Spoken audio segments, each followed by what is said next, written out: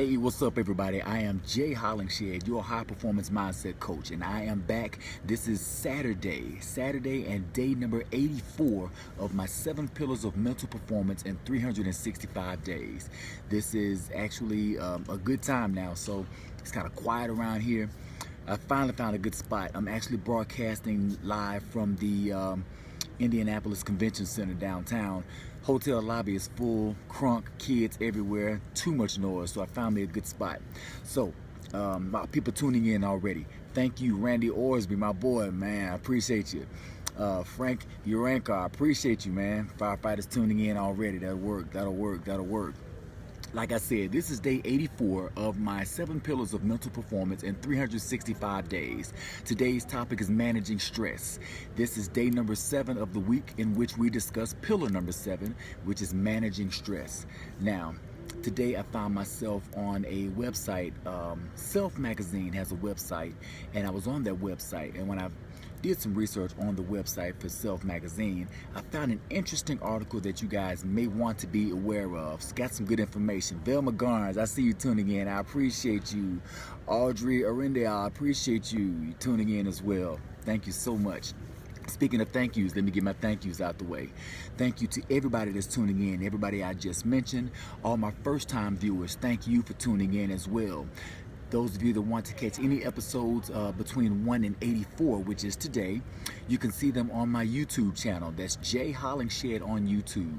You can find those, or if you want to watch this video in its entirety, go to my YouTube channel. Should the social media platform you are watching cut off, feel free to go to my YouTube channel and you can catch this episode along with about 100 others in their full entirety. So, here we go, positive, negative self-talk.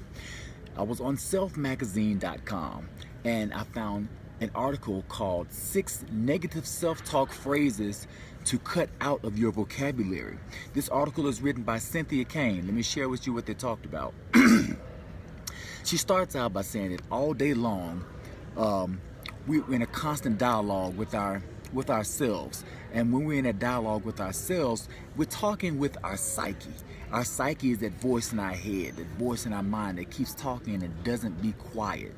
So all day long, we are in a constant conversation or dialogue with our psyche. Statistics have proven that up to 82% of that conversation, or 82% of the suggestions from our psyche, are negative. That's right. That's a lot of negativity. That's more than 3/4 of the conversation being negative. Now, that's very powerful. I say that's powerful because our thoughts become our actions, and our actions create our circumstances. So if we're having more than 3/4 of our thoughts negative, we're going to have a majority of our actions will be negative. The same things with our thoughts. Or we will sit there and most of our time will be spent trying to combat all these negative thoughts to keep them from becoming negative circumstances.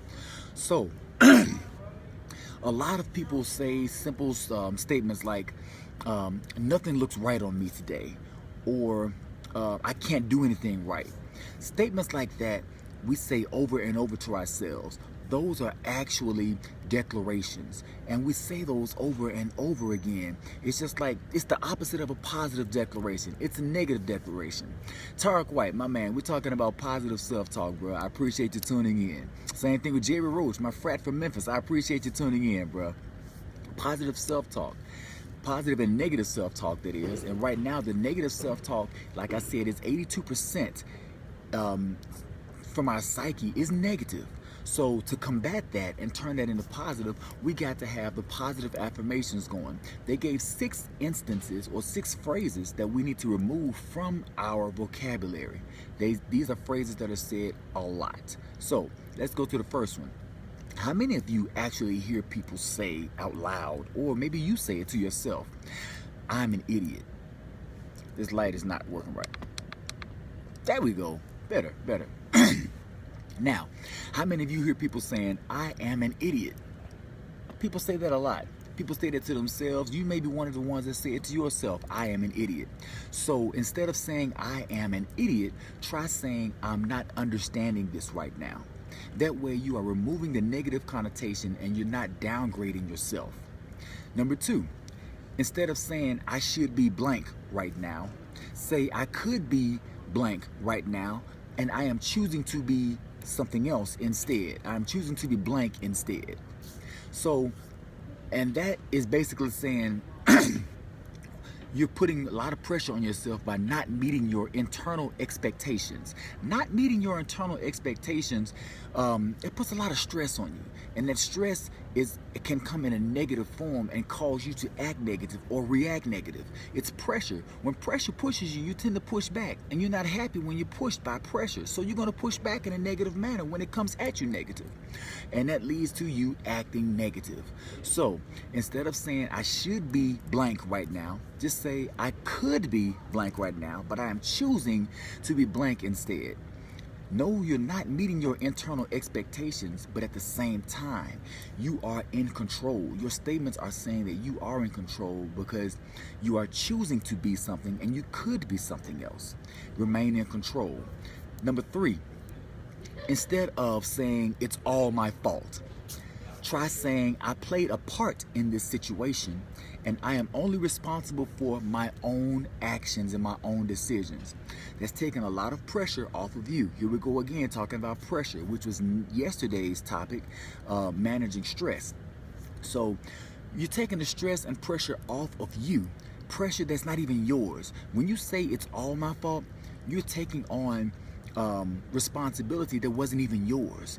You are taking on the responsibility for actions you didn't even create or didn't do. So keep everything in perspective, control what you can control, and accept what's actually yours. Don't go around saying it's all my fault. Just say I played a part in this situation and I am only responsible for my decisions and my actions.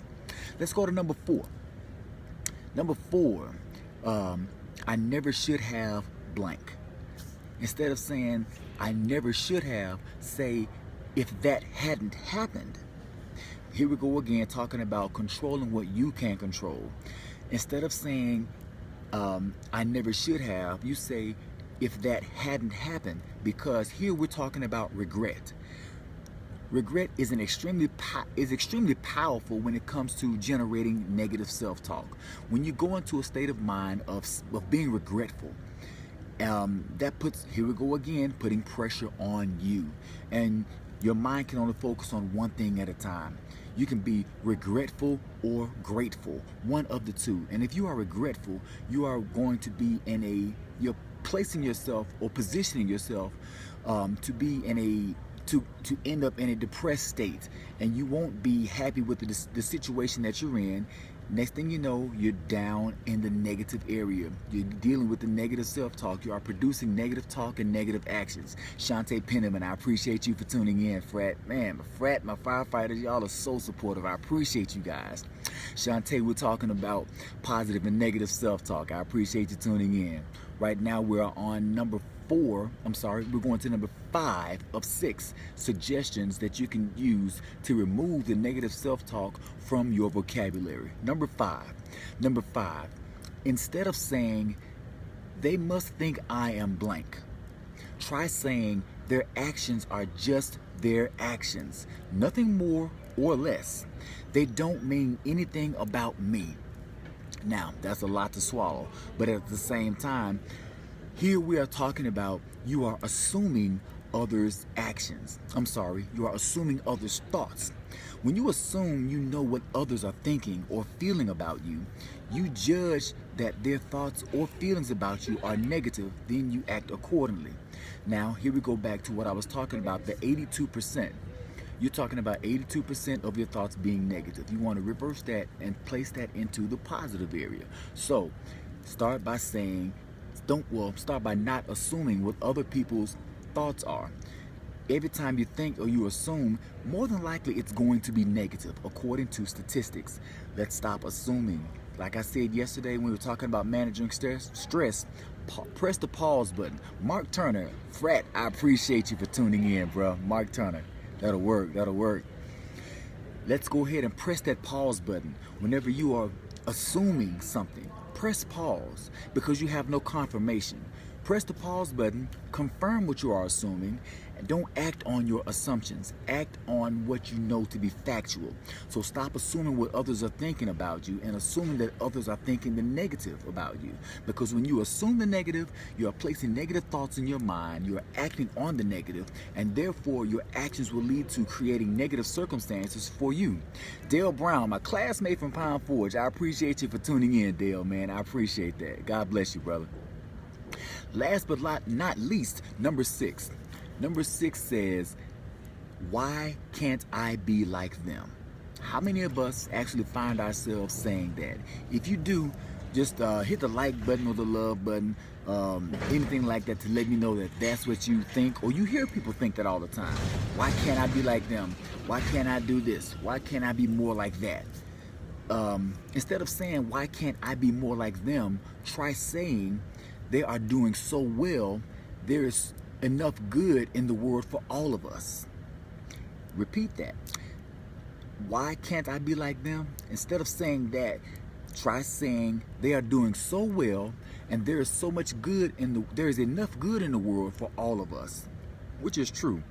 Instead of trying to be like somebody else, you are your own individual. Be who you are. You are made to be who you are. You bring your own realm of diversity, your own realm of uniqueness. And if you're trying to be like someone else, you're only duplicating or attempting to duplicate someone else's uniqueness. And that's not even possible. That's not you being you, who you were made to be, who you were made to manifest, which is the spirit that's inside of you. When you're trying to be like someone else, you're not going to be happy with yourself. And if you're not going to be happy with yourself, you're going to find yourself spiraling down to a negative mindset. Negative mindset leads to negative thoughts, negative actions, and negative circumstances.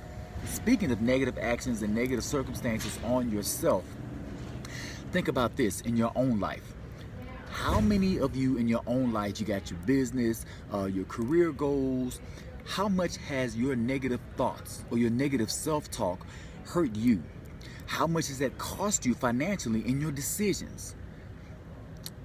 Katrina Graham, hey, what's up? How you doing? We're talking about positive and negative self-talk. Thank you for tuning in.